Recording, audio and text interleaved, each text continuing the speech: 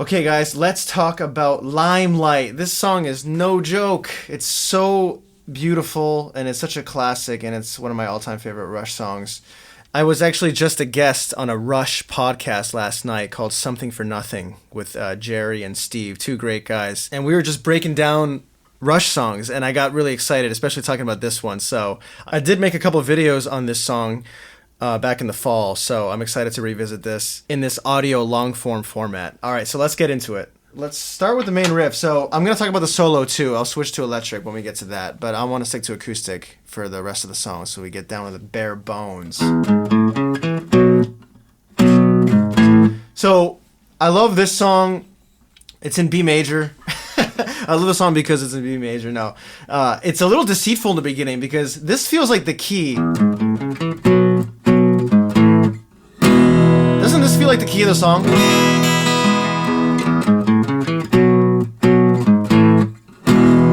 That's like what I hear, but the song is actually in B. So it goes, that's B, and that's A, which is the flat 7 of B, so that's Mixolydian, right? Because we got the flat 7 here. That's the major 7. This is a major scale right here. So, but when we take that note and we flatten it, it sounds like bluesier. That's Mixolydian. Has a very big sound. Right?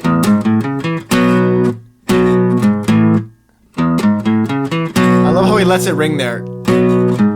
Chokes it. Now right here.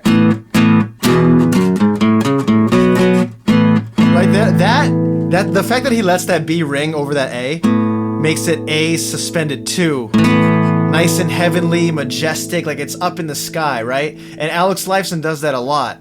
It's very Rush to have those suspended chords, sus2 and sus4. This is sus2, and this is sus4. Very Rush, also very Andy Summers from The Police to do that. They were around the same time, and right. Love that. Instead of right, that very standard, but he goes, oh, so nice. And now we begin the verse, right? Now right there, that's a suspended 4. We were just talking about suspended 2 and suspended 4. There's the suspended 4. We're in B major. Living on. And it's so nice that Geddy sings that note as Alex plays it. Living on a lighted stage. That's so beautiful. So instead of just doing the relative minor, the G sharp minor, right? Like the normal thing to do would be to go living on a lighted stage, right? But instead he makes this a suspended 4, man. But it's more than just that. It's a G sharp 7. So it's got the minor 7th instead of just the octave. He's got with a suspended 4 right here. Oh. Living on a lighted stage approaches the unreal. Like I love that. For those who think and feel in touch with some, there it is again, in touch with some reality beyond the gilded cage. And then now he's arpeggiating the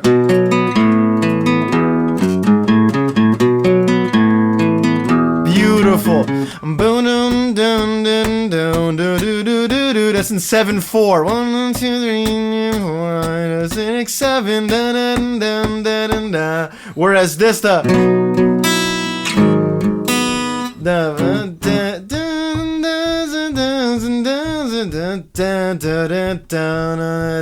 in 3/4, and then this part is in 7/4. It's so cool.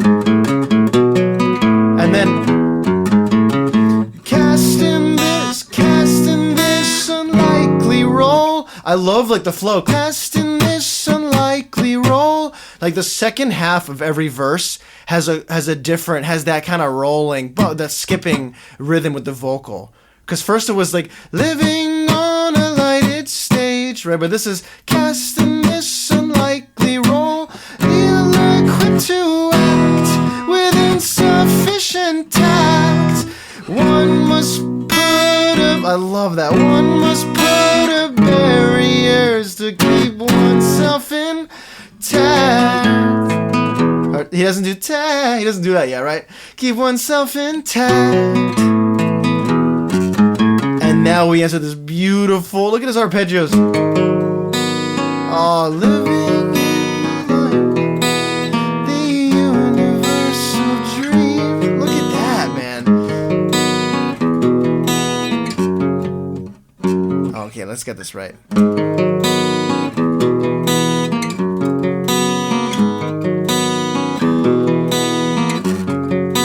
Oh, it's so beautiful. That was in 3/4. In the limelight, the one. This is in 3/4. 1, 2, 3, and then it goes to 4/4. What chorus goes from 3/4 to 4/4 in the middle of it, man? Those who wish to be must put aside the alienation. Get on with the look, he's saying fascination right on that chord.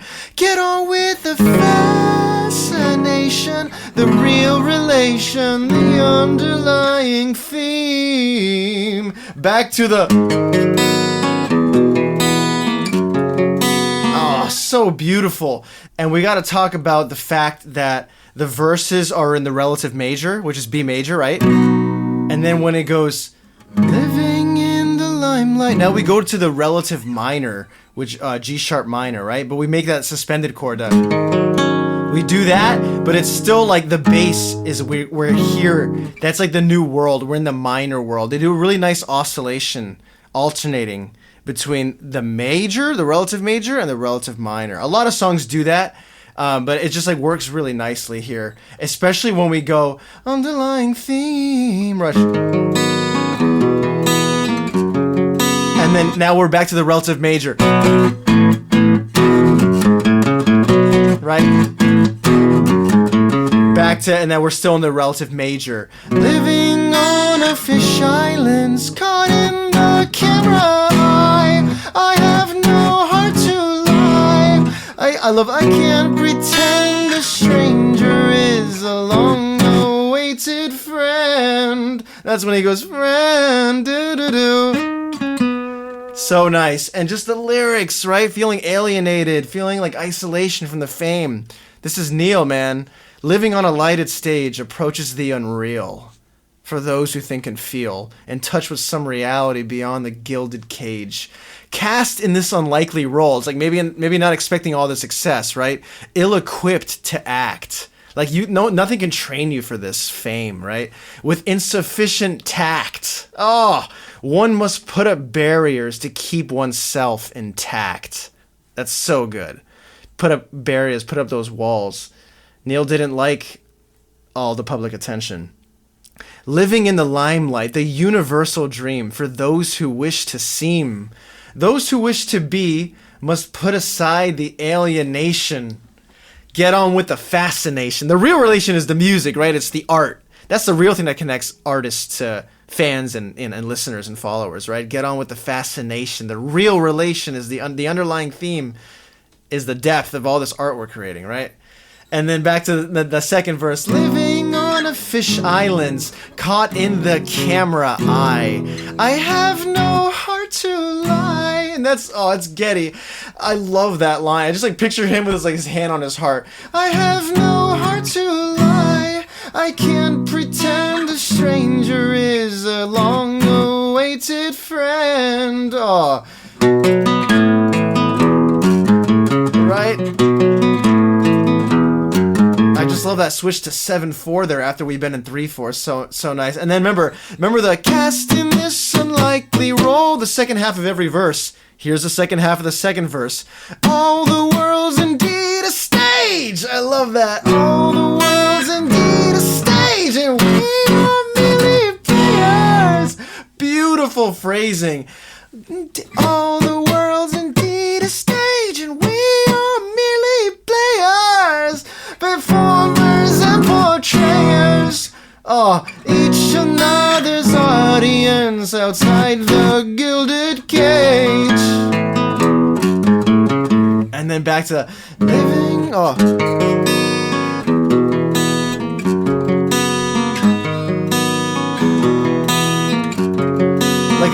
suspensions.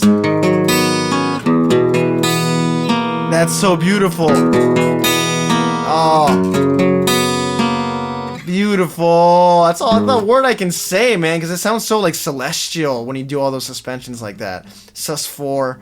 Living in the limelight, the universal dream for those who wish to seem. I love those who wish to seem. Those who wish. Here's the runway, right? We go to 4/4 now. Those who wish to be must put aside the alienation.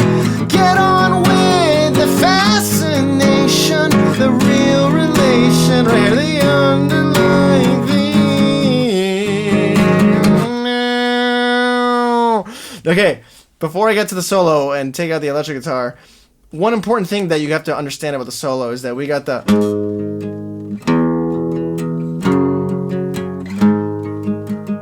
This is the chords. Like it's the relative minor, right? So it's the 6 to the 4 to the 5. Now, if you look at this in minor terms, this is the chord progression I'm always talking about. If we call this the minor 1 for a second, this would be the 6 to the 7, and I'm always talking about minor songs and how we got, or it's always like the minor 1 to the 6 to the 7 is such an epic sounding chord progression. I mean, even if you just change the order a little bit, you get Stairway to Heaven.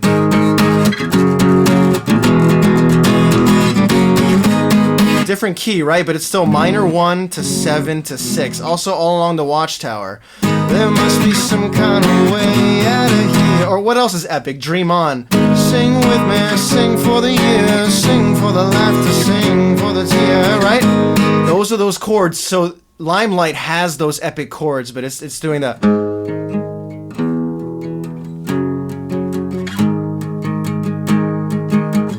Very epic.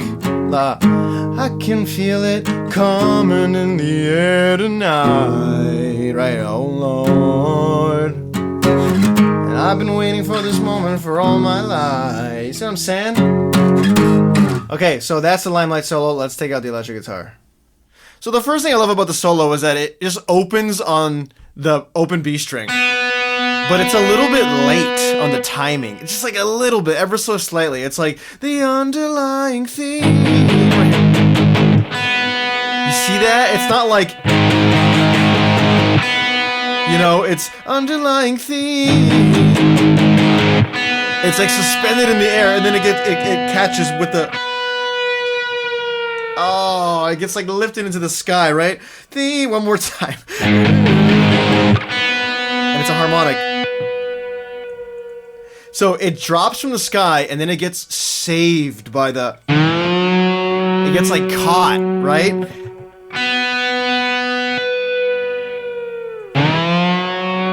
Like that alone is just like, this is the intro to the solo. It's insane. And then great notes there. We go to the, that's like the root, the minor root, we would say. So opening things up with the minor 7th, and then these are like the rock notes, which is the 4th to the minor 3rd to the root. Like when you do the reverse of that, you get, right? So like such a nice showcase of just rock right there in the bottom. And then we got the siren.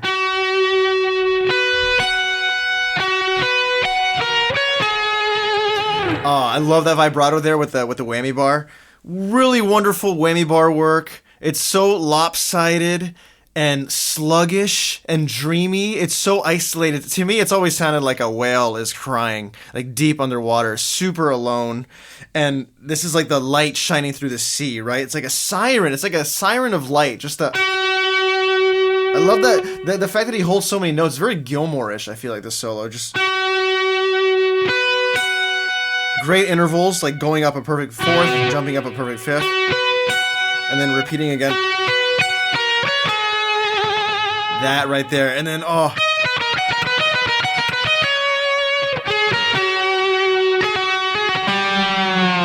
god. Okay, now one thing I want to say about the solo is that it was recorded outdoors in the mountains. They were in a studio in Quebec. I'm looking it up right now. Le Studio in Morin Heights, Quebec, located in the Laurentian Mountains. Lifeson set up his amplifiers outside in the winter in roughly minus 20-degree weather. Insane. Can you imagine being there? I wish I had like photos or video footage. Oh man. But I believe that this solo is a comp. So I think he did like 3 or more takes and then they chopped it up to find the best moments. I really like the...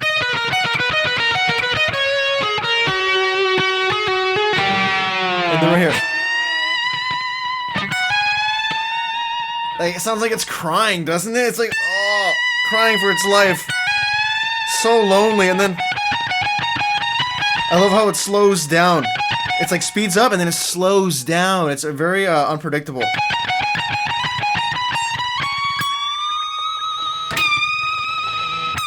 Oh, it's so much vibrato. And when the arpeggios join, it's just heaven. It's just heaven, man.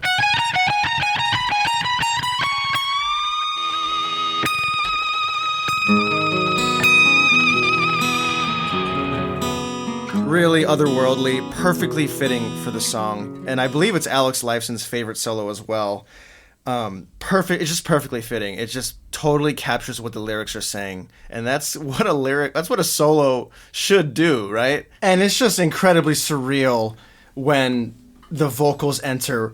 It's so majestic. This is one of my favorite moments after a solo. A solo has to be surrounded by great moments, you know, in the beginning of the solo and the end of the solo. You know, I think of Time, right? You missed the starting gun. Like, you want like it to crash into the solo, right? Limelight has an amazing intro to the solo. And again, the end of the Time. And you run to catch up with the sun, but it's sinking, right? It's like such a great moment after the solo, unless it fades out. But this Limelight has like my favorite post solo, like maybe of all time. But before I forget, listen to Neil's snare placement in this final chorus. It's different from the first 2 choruses. In the limelight, the universal dream for those who... It's such a nice feel. Beautiful differentiation from the first 2 choruses. Things are different now, man. Post solo. Oh, it's so nice. Those who wish to be must put aside the alienation. Get on with the fascination, the real relation, the underlying theme. Keeps going. The real relation, the underlying theme. Oh my god. Oh, it's like so epic, right? A high B. That was the key of the song, right? But it's the minor third of the... So nice, of the relative minor. So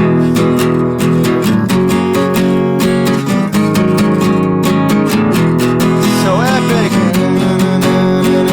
Neil's going crazy. I love boom, boom, boom, boom, boom, boom. Really cool ending hits. Boom, boom, boom, boom, boom, boom. That's the 5th to the major 9th. I'm calling this the root, okay? G sharp, okay? So we go to the 5th, the 9th, 7th, root, 9th, root. Boom, boom, boom, boom, boom, boom. And he ends with a suspended chord, of course. He's not doing, he's doing, come on. So nice. The real relation, the underlying theme. We're so in this minor part of the song. Right?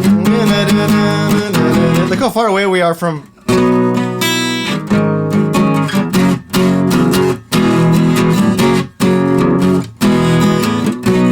Like, that major chord feels like so far away by the end of the song, right? We're not going back to B major there.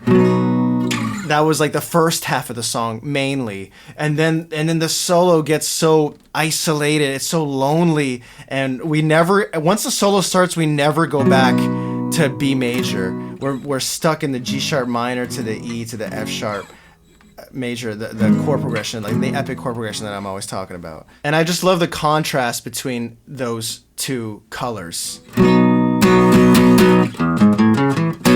right? And then to